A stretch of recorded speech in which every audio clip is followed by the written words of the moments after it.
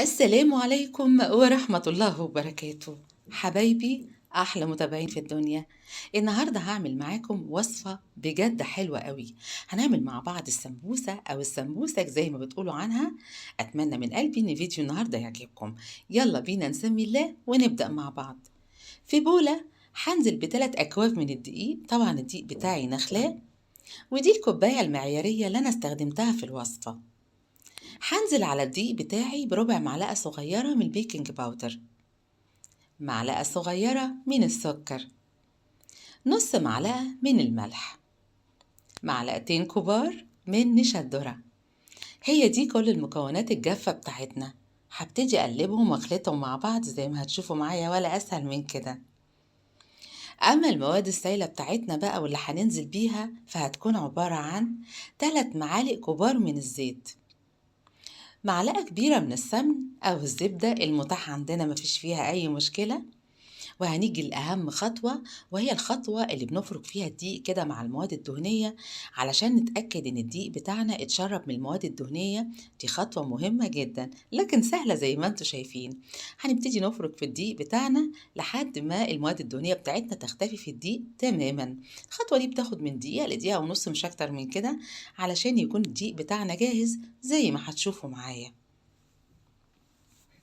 في الوقت ده بنكون مجهزين كوباية من المية بتاعتنا مية دافية هننزل بيها، لكن عايزين نقول إننا هننزل بيها تدريجيا شوية شوية، علشان طبعا انتوا عارفين إن أنواع الدقيق بتختلف عن بعضها.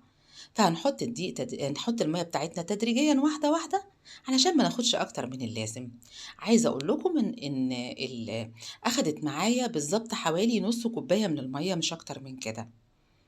بتبتدي العجينة تلم معانا زي ما هتشوفوا معايا كده، وبتبتدي بقى نلاقي العجينة لما هتلم معانا مش هنلاقي ليها أي أثر في البولة زي ما انتوا هتشوفوا معايا كده.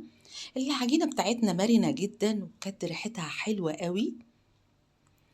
هنسيبها حوالي ربع ساعة في المطبخ كده، أنا هغطيها وهسيبها ربع ساعة قبل ما نستخدمها.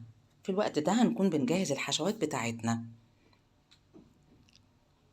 هنا بعد ما عدت الربع ساعة عايزة أقول لكم شوفوا معايا بجد العجينة بتاعتنا مرنة قد إيه. هنبتدي نفردها على الرخامة زي ما هتشوفوا معايا، وهبتدي أقطعها. الحقيقة أنا ما عنديش قطعات، فأنا هستخدم مج الشاي، مفيش مشكلة يعني بنتصرف. أما الأشكال دي فأنا لسه جايباها جديد وكنت بجد شغوفة إن أنا أجربها. دي الحشوات بتاعتي: عصاج لحمة مفرومة وميكس جبن. تقدروا تحشوا بأي حشوات انتوا بتحبوها. وطريقة استخدام الأشكال بتاعتنا دي بجد طلعت حلوة قوي وسهلة جدا، ما أخدتش وقت بالمرة، وبجد ادت شكل حلو قوي قوي للمعجنات بتاعتنا زي ما انتوا شايفين معايا كده. وكده بقت السمبوسك بتاعتنا جاهزة. طبعا شلت كام علبة منهم، هشيلهم في الفريزر للشهر الفضيل إن شاء الله. ولازم نقلي طبعا دلوقتي على خير كده كام واحدة علشان ندوق الطعم القمر ده.